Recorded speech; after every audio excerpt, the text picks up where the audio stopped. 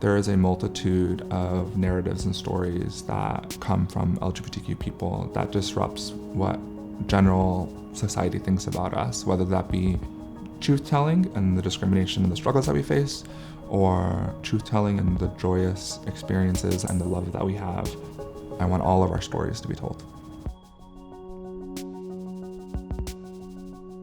I've been struggling with my mental health for a very long time, since I was a preteen. It began and stemmed from being bullied at a private Christian school, having some mental health experiences to that, and then the rejection I faced from the Christian community that I grew up in. When I started to come out about my queerness, really is the most I've spiraled with depression in my teenage years.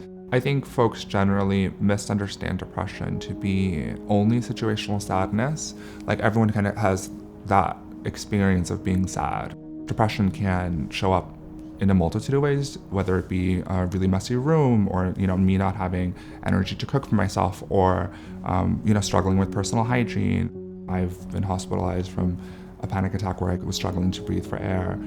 It's difficult to be both honest about who I am and my mental health issues or struggles without there being stigma or assumptions made about me. I know when I'm on a good track with my treatment plans, which for me is a combination currently of medication, talk therapy, and other coping mechanisms that I use. Listening to my body has been one of the most intense and firm ways that I've been able to not only help myself, but let folks know what else I need.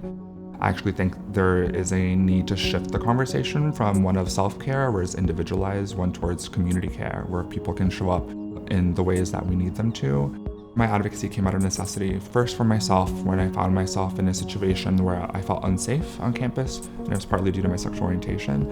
And then I found others who were in other situations, partly because of their LGBTQ identity, who also needed support. So I do the work that I do partly, perhaps mostly, so that no other queer person faces the violence that I faced, whether it be hate violence, or intimate partner violence, police violence. Our community faces all sorts of attacks, legislative attacks that turn and give permission to violence. But generally, I'm driven by stories more than anything else. I'm driven by telling my own story and in helping and elevate other folks' stories who want to share their stories, just don't have the space to quite yet. Storytelling for me was my way, first of seeing other queer people like me before I knew that such language existed. And for me now, it's also just about disrupting that single narrative when it comes to a lot of queer people, to show the plethora and the diversity of our communities.